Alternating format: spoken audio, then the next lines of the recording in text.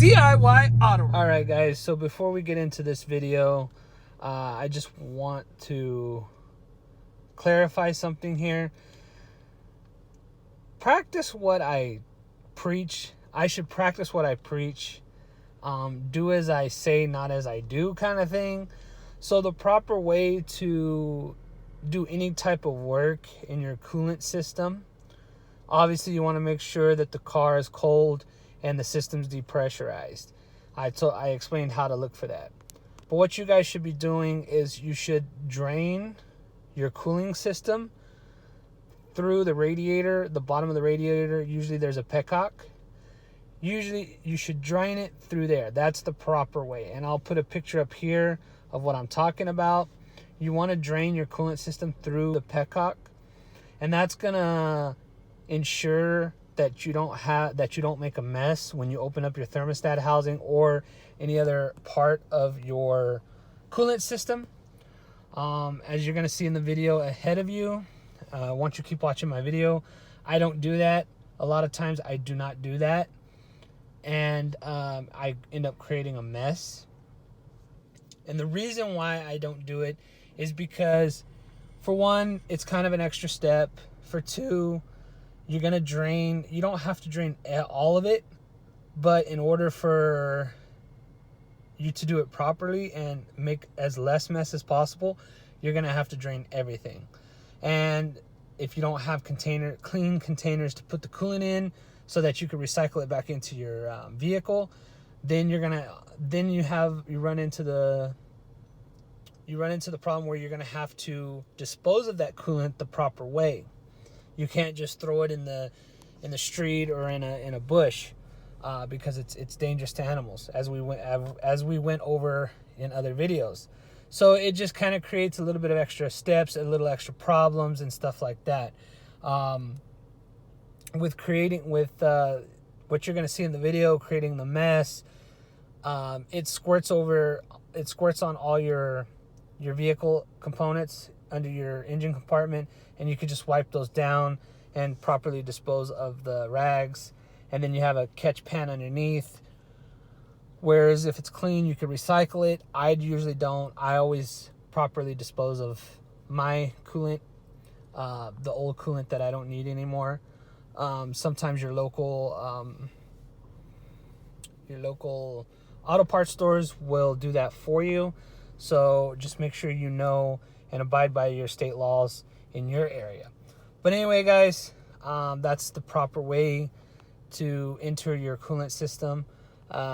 Regardless, if you do drain it, you are still going to have a little bit of spill coming from somewhere in your coolant system, notably your thermostat housing, because there's going to be coolant trapped in that area, and you're just not going to avoid it. So that's another reason why I really just don't do the draining of the coolant system through the petcock, because you're still going to get some coolant squirting out of your thermostat housing. So anyway, guys, I just thought I'd let you guys know the proper way is not the way you're going to see in the video. Sometimes I get lazy. Sometimes I don't practice what I preach. And I'm not going to sugarcoat it, and I'm not going to pretend like I do. So it is what it is. But anyway, guys, that's the proper way to do it. So when you see in the video, you're going to see that's going to make a mess. So anyway, guys, I hope you enjoy the video. And here it goes.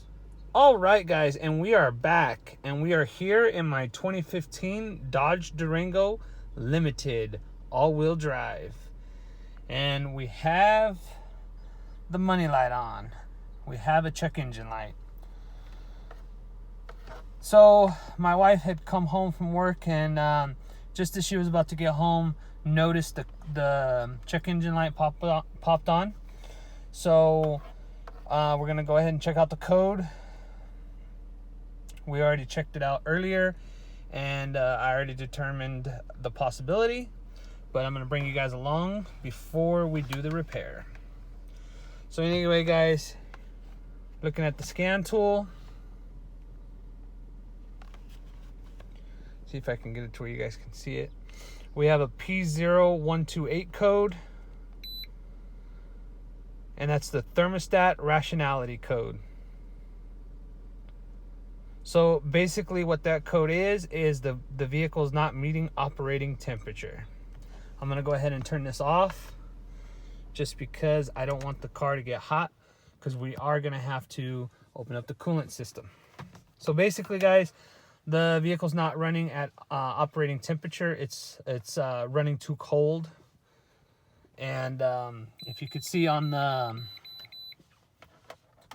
gauge here, most vehicles will run halfway. That's operating temperature. Anywhere from halfway to about a quarter. That's usually where most vehicles run. Sometimes they run a little colder, but let me get that back up there for you guys.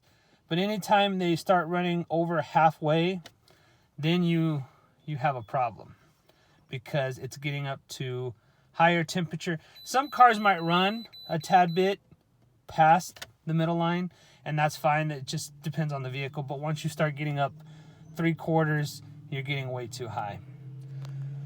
So anyway, guys, I've noticed that this vehicle does run. We're in the winter time, obviously. So I've noticed the vehicle usually runs about a quarter. That's usually about the sweet spot where it runs. I haven't been too concerned with it. But now we have this code. So let me take you through. I did a quick diagnostics on this. I didn't do an in-depth, but I'm going to show you one thing. I'm not going to sit here with the car on, but if we go to live data, take you over here.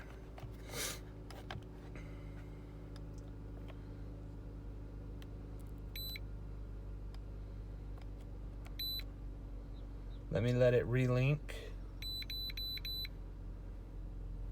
Okay, if we go to live data. Now, I showed kind of this diagnostic procedure on a video I did regarding a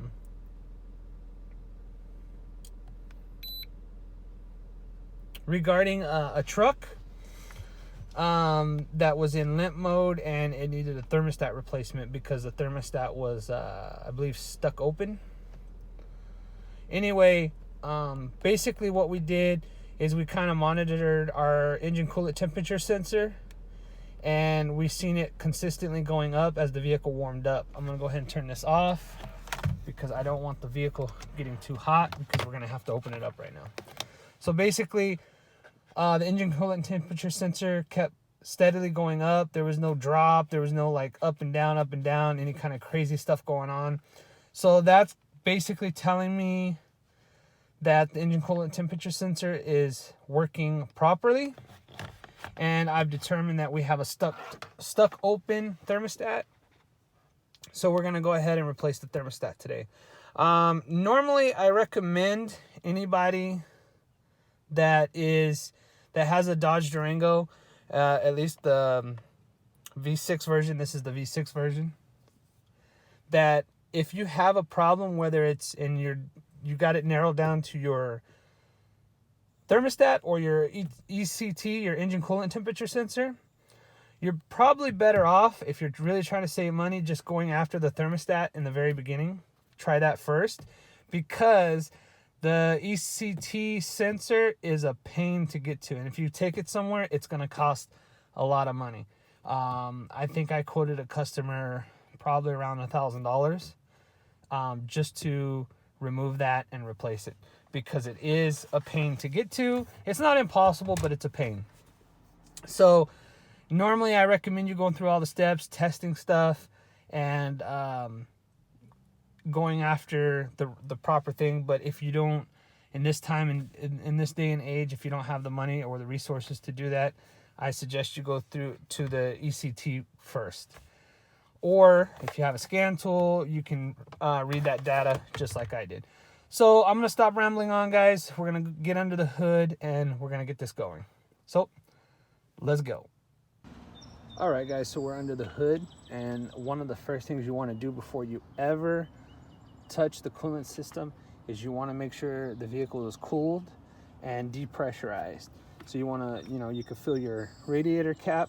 Ours is completely cold, and You can also come over to your radiator hose, whether it be the upper or lower.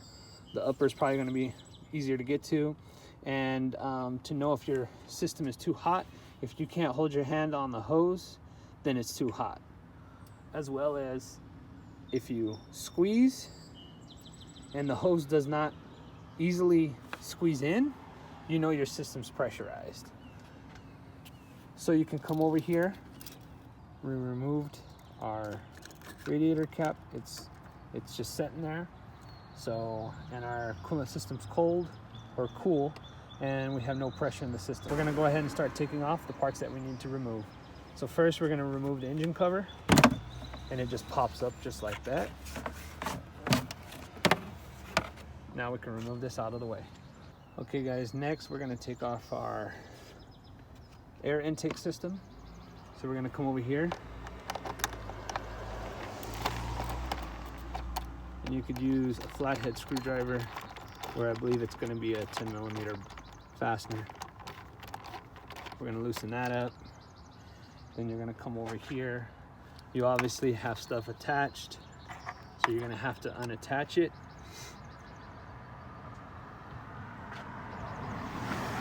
And if you come back here, you're gonna have a sensor you're gonna have to disconnect, as well as one more fastener here.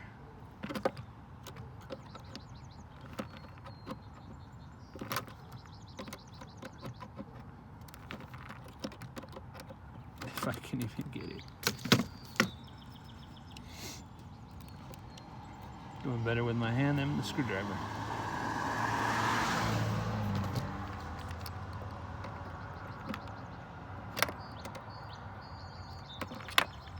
Should be enough. So we remove our sensor. And then should just be able to tug on it. All right guys, so it just pulls out on this side, and you could just lift it up. So it comes right out. Once you remove your air intake system, then you have access to your thermostat and thermostat housing. So you're going to need to remove this clamp, and then you have two fasteners. Hopefully you guys can see that, to remove your thermostat housing.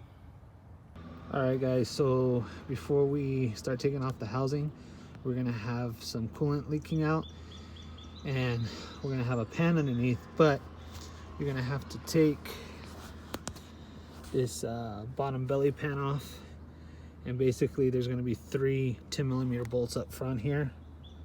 We already took them out. There's gonna be 1 plastic pin, and then you're gonna have 2 13mm bolts here in the back. It's gonna be those small ones next to the big ones. So we're gonna go ahead and remove this, and then we'll bring you guys right back. Okay guys, so I got too ahead of myself. On your belly pan here, there's gonna be on each side 1 10mm bolt, 10mm fastener that you're gonna also have to remove. Got a little too fast for my own good, guys. So we'll bring you right back. All right guys, so now that we got our bottom belly pan off, we got our drip pan underneath, we're gonna go ahead and remove our clamp here to get our hose off. So we're using a gear wrench clamp puller. So we're gonna go ahead and take our clamp off with our gear wrench puller. So basically you just squeeze, and it makes it super easy to get it off.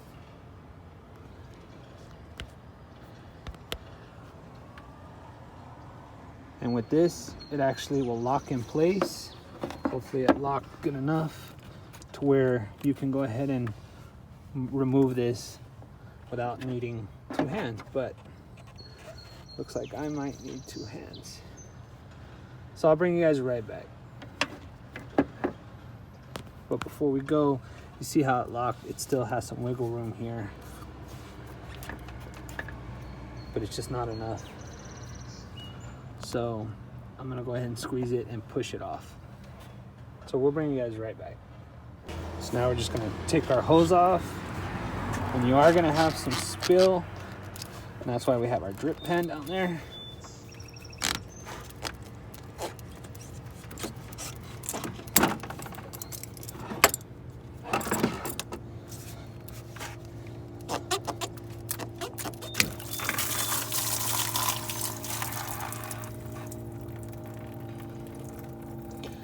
And we made quite a bit of a mess. So we'll bring you guys right back once we get this cleaned up and move on to the thermostat housing. Okay, so we're gonna go after our thermostat housing. And as you can see, there's 2 fasteners on each side. They're gonna be a 10mm. We already cracked the bottom one loose. Now we're gonna come up here to the top.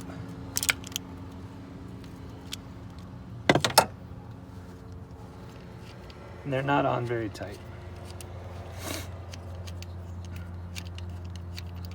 And you are gonna have more coolant spilling out, so you wanna keep that drip pan underneath there, as well as, in a perfect world, try not to get coolant on your serpentine belt or your accessory drive belt, but it's gonna happen.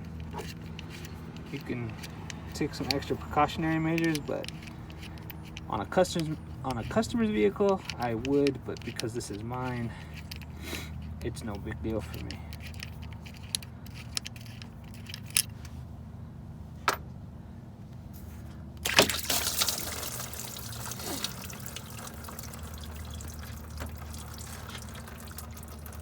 Our drip pan, and now here's our thermostat. And this is 1 unit, so you're gonna have to replace this whole entire thing. And you want to make sure that your gasket, your little rubber O-ring or gasket, comes off with this one before you mount the new one with the new gasket.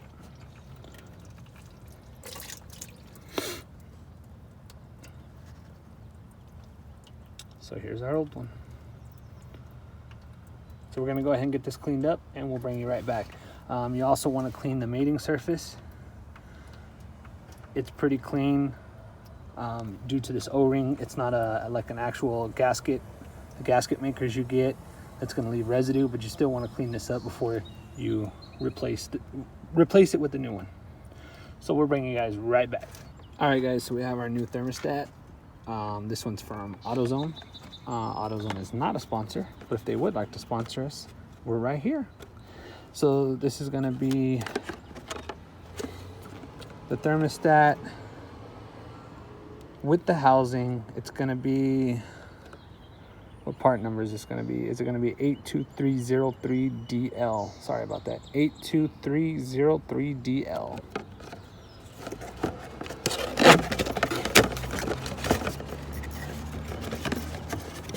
Open it up, and here's our new one. And you could see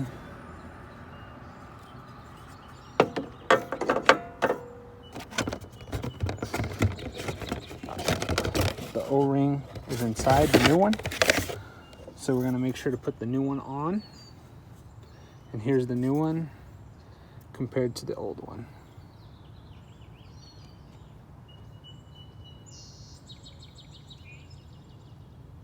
So you just want to compare them, make sure they're the same. They're the same.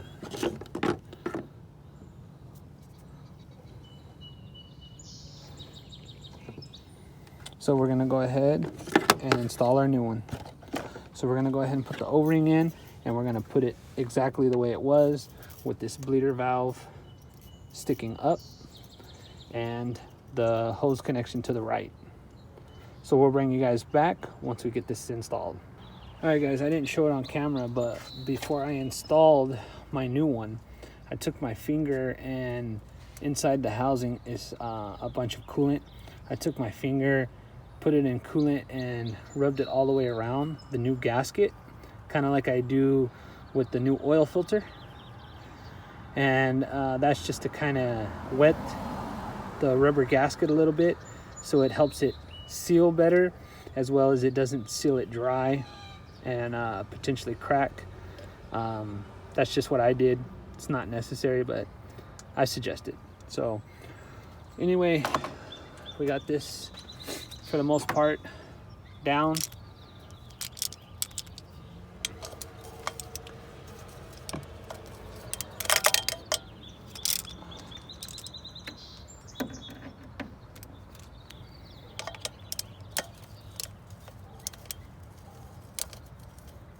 So we're gonna go ahead and finish installing these, and we're gonna torque it off camera. But remember, when you torque it, you want to torque in sync, so you don't want to just hammer down one side and then hammer down the other, because then it's not gonna, the gasket or O-ring is not gonna set properly, or it's not gonna set right. So you want to do, if it's 10 foot-pounds on each one, you want to maybe start with 5 and 5, and then come up and do 10 and 10, or vice versa. But you don't want to just crank one side down. So the torque specs on this is going to be 115 inch-pounds. So we're going to go ahead and get this tightened down and torqued down.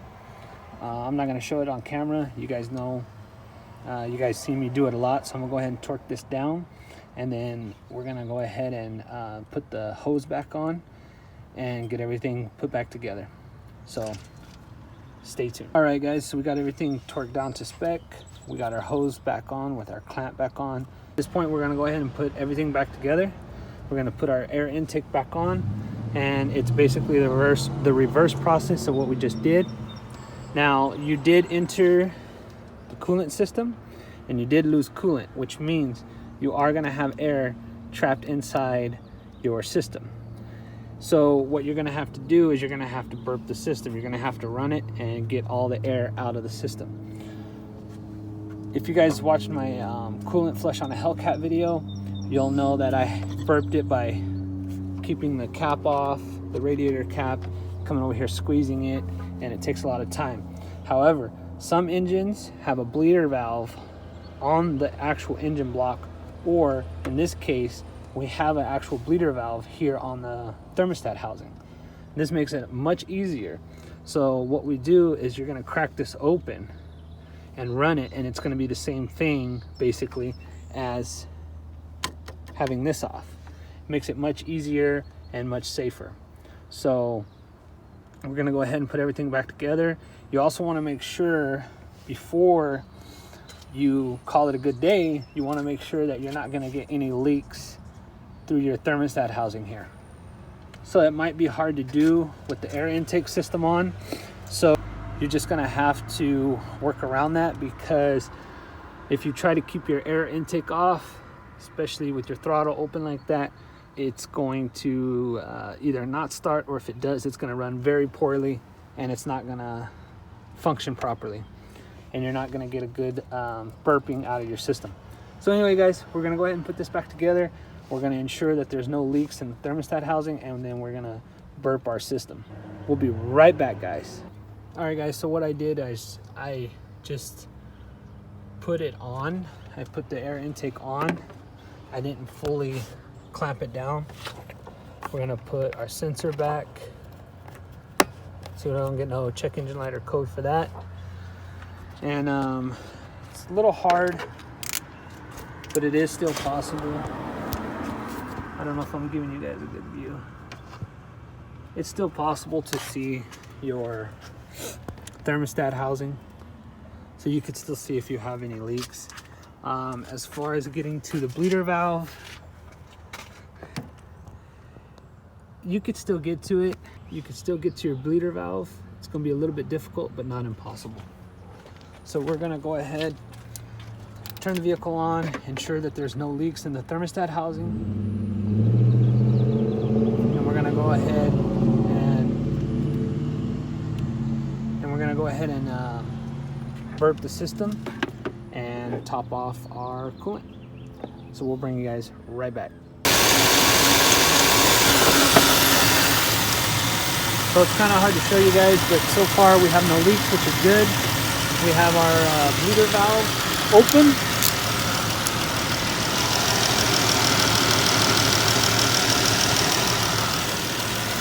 So also, you want to make sure while you're doing this, you have your heater on high and as hot as the setting will go.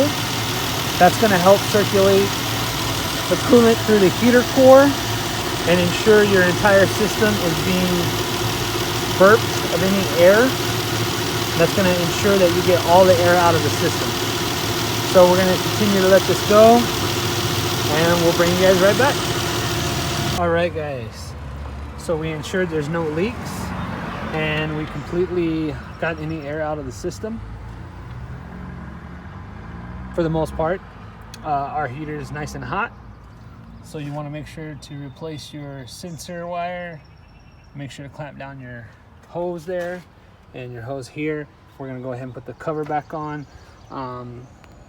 We obviously need to top off our coolant. I've been putting a little bit of coolant in at a time. So we're just going to have to monitor that. Sometimes after driving for a while, it will go down and you're going to have to add more coolant. So you just watch that. And so also, if you guys want to ensure that you have no leaks, you can also hook up a coolant pressure tester and pressurize your system and make sure you have no leaks that way as well. So we're going to go ahead, put our engine cover back on. We're going to go ahead and clear that code, run it, and see if we fix the problem or if we have something much worse going on. So we'll be right back. All right, guys. And so we have ran the car. We cleared our codes and we took it for a little quick test drive. Nothing popped back up. And we actually ran it quite a bit this weekend. Made a couple long trips. The tachometer has went up quite a bit since we filmed initially. And we're over here, obviously no check engine light. And we came over here and we ran it enough to where all of our monitors are good to go. So if we needed to get a smog check, we could. And we have no more DTCs.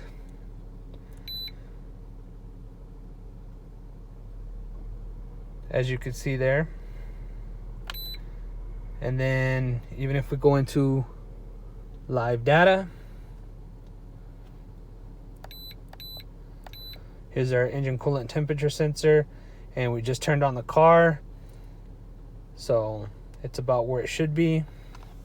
So I've noticed now that I switched out the thermostat, we now have our engine coolant running at about the middle line where it should be. Like I said before, it was running a little bit, maybe about a quarter to a half.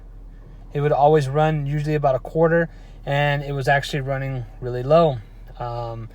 And so I guess the computer finally tripped the code.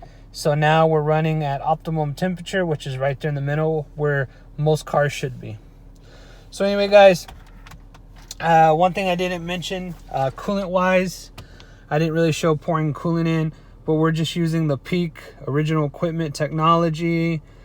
It's for Chrysler 2013 and up, the 50/50 pre-mix, so we don't have to mix it. It's the OAT, the organic acid technology. It's going to be the orange stuff, and that's what we were using. So anyway, guys, before you guys take it for a test drive, you want to make sure that all of your sensors are plugged in, everything's tightened down, and remember to tighten back that bleeder valve so you don't start losing coolant out of that and think you guys have a leak. So anyway, guys, I'm going to stop rambling on. I hope you guys liked this video. If you guys did, make sure to hit that like button. If you guys would like to be notified when I put out another video, make sure to ring that bell notification. And as always, guys, please subscribe to my channel for more informational videos and DIY projects. And until next time, guys,